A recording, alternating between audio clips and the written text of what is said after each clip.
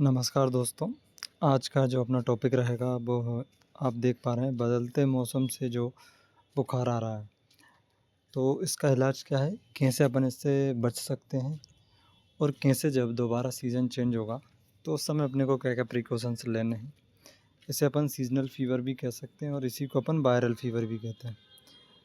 ठीक है दोस्तों, आगे बढ़ते हैं अपन नेक्स्ट स्लाइड पे अपनी। तो सीज़नल फ़ीवर या फिर कहें वायरल फ़ीवर होता क्या है? Viral fever is a common condition that occurs when a virus causes temporary increase in body temperature. It is usually a self-limiting disease या फिर कहें illness that can be managed with proper care. यानी कि दोस्तों viral fever जो होती है वो एक वायरस के कारण होती है, टेम्पररी, जिससे कि बॉडी का टेम्परेचर बढ़ जाता है। इसी को अपन वायरल फीवर कह देते हैं। ये क्या होती है दोस्तों, समय के साथ अपने आप ठीक हो जाती है, यानी कि बॉडी का डिफेंस मैकेनिज़्म जो रहता है, जो वाइट ब्लड सेल्स रहती हैं अपनी, वो समय के साथ उस वायरस को ख़त्म कर देती है और मेनली हफ्ते या 4-5 दिन में जो होता है ये फीवर जो होता है धीरे धीरे चला जाता है। ठीक है दोस्तों, इसके causes viral fever can be caused by inhaling infected droplets, exchanging body fluids with infected person, tainted food और मॉस्किटो बोर्न डिसीज़। यानी कि दोस्तों अगर आप इन्फेक्टेड पर्सन ने कोई सपोज़ किसी ने छींक दिया या अगर वो इन्फेक्टेड है उससे, भले ही उसमें सिम्टम्स ना हो लेकिन उसने छींक दिया है, तो उसके जो वायरस है वो ड्रॉपलेट्स अगर आपने इनहेल कर लिया, आपने ले लिया है, तो वो आपको हो जाएगा। बॉडी फ्लूइड्स उसी तरह से, किसी से सपोज़ वायरल इन्फेक्टेड था, आपने उससे ब्लड एक्सचेंज कर लिया, तो ऐसी कंडीशन में वो आपको हो जाएगा। टेंटेड फूड यानी कि वह फूड जो एक इन्फेक्टेड पर्सन के द्वारा छुआ गया है या फिर खाया गया है, उसी को अगर आप खा लेते हो, यानी कि उसका झूठा, तो भी आपको हो सकता है। मॉस्किटो बोर्न डिसीज़ यानी कि दोस्तों मॉस्किटो बोर्न वायरल कैसे हुआ, तो dengue fever, dengue Aedes aegypti नाम के जो मच्छर से होता है वो वायरल डिसीज़ है। ठीक है दोस्तों, वो वायरल डिसीज़ है अपना डेंगू। आगे बढ़ते हैं, सिम्टम्स इसके देखते हैं दोस्तों। सिम्टम्स में very depending on the virus. ठीक है दोस्तों, सिंपल सी बात है, वायरस जैसा रहेगा उसी के आधार पर उसके सिम्टम्स रहेंगे भाई, चेंज भी हो जाएंगे। जैसे अपन ने डेंगू में देखा था पिछले वीडियो में कि वहाँ पे हेडेक बहुत ज़्यादा था, जॉइंट पेन बहुत ज़्यादा था। तो इसमें ऐसा नहीं होता है। ठीक है, और दूसरा किस पर डिपेंड करता है, पर्सन का इम्यून सिस्टम कैसा है। ठीक है, लेकिन फीवर रहेगा, बॉडी एक नॉर्मल रहेगा, फैटीग यानी कि हाँ रहेगा, हेडेक रहेगा, रेस्पिरेटरी सिम्टम्स रह सकते हैं, जीआई सिम्टम्स रह सकते हैं। अब दोस्तों यहाँ भी हेडेक है, बॉडी एक है, फैटीग है, लेकिन डेंगू वाले में वो सीवियर हेडेक रहता है, यहाँ उतना नहीं रहता है। ठीक है दोस्तों, जीआई सिम्टम्स क्या आ सकते हैं, जैसे कि भूख ना लगना, पेट दर्द हो सकता है। ठीक है, वही साधारण वाले। आगे बढ़ते हैं दोस्तों, ट्रीटमेंट पे आ जाते हैं इसके। इन्वेस्टिगेशन भी बीच में छूट रहा है, लेकिन इन्वेस्टिगेशन इसमें कुछ रहता नहीं है। अगर आप वायरल इन्फेक्टेड हैं और आप जो है टाइफाइड टेस्ट करवाते हैं, यानी कि बिडाल टेस्ट करवाते हैं, तो वो भी उसमें पॉजिटिव आ जाता है। ठीक है दोस्तों, तो सीवीसी कराओगे तो थोड़ा डब्ल्यूबीसी एलिवेटेड रह सकता है, लेकिन फिर भी सीवीसी कराएं। क्यों? क्योंकि कि ये वायरल है।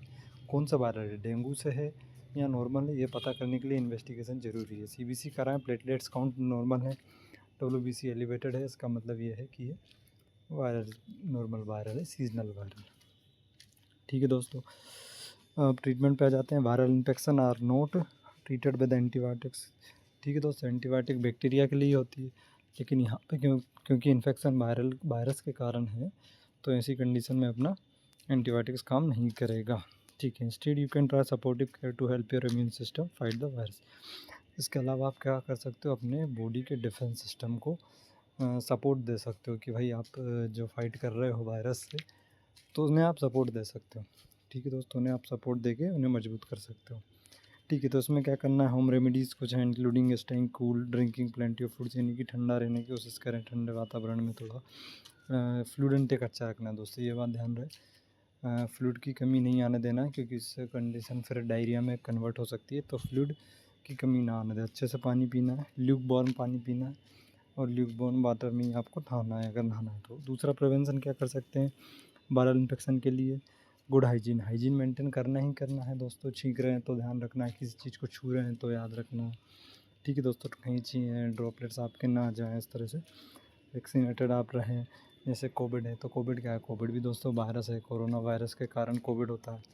तो उस प्रकार से आप जो है वो वैक्सीनेटेड रहें, हेल्दी लाइफ स्टाइल रहे। और आयुर्वेदिक मैनेजमेंट आ गया है दोस्तों। आयुर्वेदिक मैनेजमेंट भी अपन देख लेते हैं। लेकिन दोस्तों आयुर्वेद में जो होता है कई तरह के ज्वर बताए हैं, ठीक है। तो ये वायरल ज्वर जो रहता है वो एक अपन कह सकते हैं ऋतु संधि, एक पर्टिकुलर वर्ड आता है आयुर्वेद में, ऋतु संधि। ऋतु संधि में क्या होता है दोस्तों, जो आपका सीज़न ख़त्म हो रहा है उसके लास्ट के 7 दिन और जो नया सीज़न आने वाला है उसके शुरू के 7 दिन, इनमें क्या करना है दोस्तों, जो सीज़न जा रहा है उसके साथ लास्ट के 7 दिन में उस सीज़न के जितने भी आहार विहार है उनका आपको त्याग करना है धीरे धीरे से, ठीक है। सपोज़ गर्मी है तो गर्मी में अपन बहुत ज़्यादा ठंडा खाते हैं, तो उन ठंडे आहार विहारों को अपने को धीरे धीरे से त्याग करना है।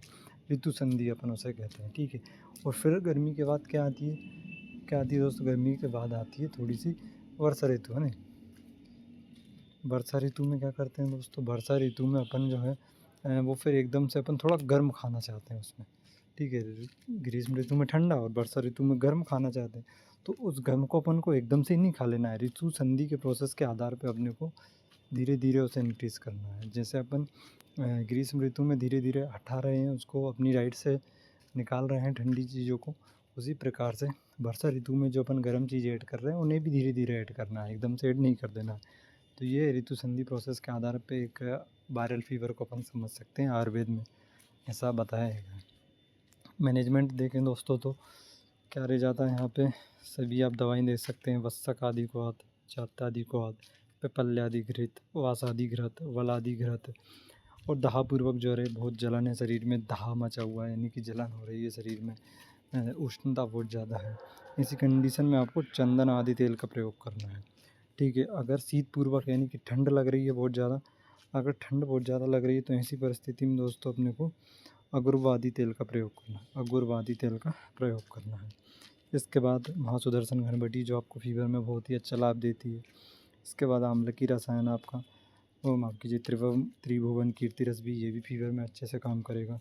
लक्ष्मी विलास रस है, ये भी अपने का जो थ्रोट है, अगर गले में कोई इन्फेक्शन है, सर्दी खांसी ऐसा कुछ आपको लग रहा है फीवर के साथ, खराश सी गले में लग रही है, तो आप लक्ष्मी विलास रस भी ऐड कर सकते हो। अगर खराश बहुत ज़्यादा है तो लवंग आदि बटी ऐड कर सकते हो। खांसी यदि दोस्तों सूखी है, सूखी खांसी है, तो आपको सीतोपलादी चूर्ण लेना है। अपन ने पिछले शॉर्ट में अपने बताया था सीतोपलादी चूर्ण लेना है शहद के साथ सुबह शाम, अगर सूखी खांसी है तो। खांसी अगर गीली है तो वहाँ पे अपन क्या कर लेंगे, तालीस आदि चूर्ण लेते हैं, वहाँ पे अपने को तालीस आदि चूर्ण लेना अगर खांसी में कफ आ रहा है, खकार आ रहा है, ठीक है। और क्या ले सकते हो, कफ कोटार रस ले सकते हो, ठीक है दोस्तों, ये सब आप प्रयोग कर सकते हो। लवंग आदि बटी आप ले सकते हो, सूखी खांसी में बिल्कुल ले सकते हो। सूखी खांसी में आप हल्दी का दूध पी सकते हो। गीली खांसी है तो वहाँ पे आपको क्या करना है दोस्तों, अपना हल्दी का सोरस बहुत अच्छा, नहीं सॉरी हल्दी नहीं, अपना अदरक सोरस बहुत अच्छा काम कर जाएगा वहाँ पे। आंवले की रसायन, आंवले की रसायन आपका टेबलेट फॉर्म में भी आता है, वो भी आप ज़रूर लें, वो भी काफ़ी अच्छा मैनेजमेंट करता है इसमें। और आगे बढ़ते हैं दोस्तों, क्या करना है, क्या खाना है और क्या नहीं खाना है, ये भी काफ़ी मैटर करता है। तीखा नहीं खाना है, मैदा नहीं खाना है, बेसन नहीं खाना है, क्रू हेवी डाइट नहीं खाना है, बहुत ज़्यादा एक्सरसाइज नहीं करना है, सेक्सुअल इंटरकोर्स नहीं करना है, ठंडे पानी से नहाना भी नहीं है, ठंडा पानी बहुत ज़्यादा पीना भी नहीं है, आइसक्रीम भी नहीं खाना है। ये हेवी चीज़ें अपने को, बाहर का खाना, समोसा कचौड़ी, ये सभी अपने को अवॉइड करना है। तेल बहुत कम यूज़ करना है दोस्तों, है ना। और क्या यूज़ करें अपन, हल्दी वाला दूध, लघु आहार यानी कि जो अब आसानी से पच जाए वो आहार अपने को लेना है, जैसे कि दलिया, खिचड़ी, ठीक है दोस्तों। बेड रेस्ट अच्छे से आपको लेना है। लंघन भी एक चिकित्सा से बताइए दोस्तों, अगर 4-5 दिन हो गए हैं बुखार को तो आप लंघन अवश्य करें। लंघन में फास्टिंग करनी है। फास्टिंग का मतलब दोस्तों, लंघन और उपवास दोनों चीज़ें अलग हैं। लंघन में अपने को क्या करना है, लघु सुपाचार लेना है, हेवी डाइट नहीं लेनी, यही लंघन कहलाता है। आपको हल्का फुल्का खाना है, ये लंघन है, ठीक है दोस्तों। इसके बाद सड़ंग पानी, यानी कि दोस्तों फीवर में प्यास बहुत ज़्यादा लगती है, तो उस प्यास से बचने के लिए अपने को मुस्तक परपट उसिर चंदन उदित चिनागर, इसका पानी लेना है। सभी आपको लेना है, पानी में मिलाना है और फिर इसका पानी लेना है। ये दोस्तों काफ़ी अच्छे से आप पे काम करता है अपने प्यास को बुझाने में। ठीक है दोस्तों, यहाँ अपनी ये ख़त्म होती है स्लाइड्स। और इसके अगर आपको नोट्स चाहिए या फिर किसी भी जितने भी वीडियोस अपने हैं सभी के आपको नोट्स चाहिए तो मुझे कमेंट करके बताएं।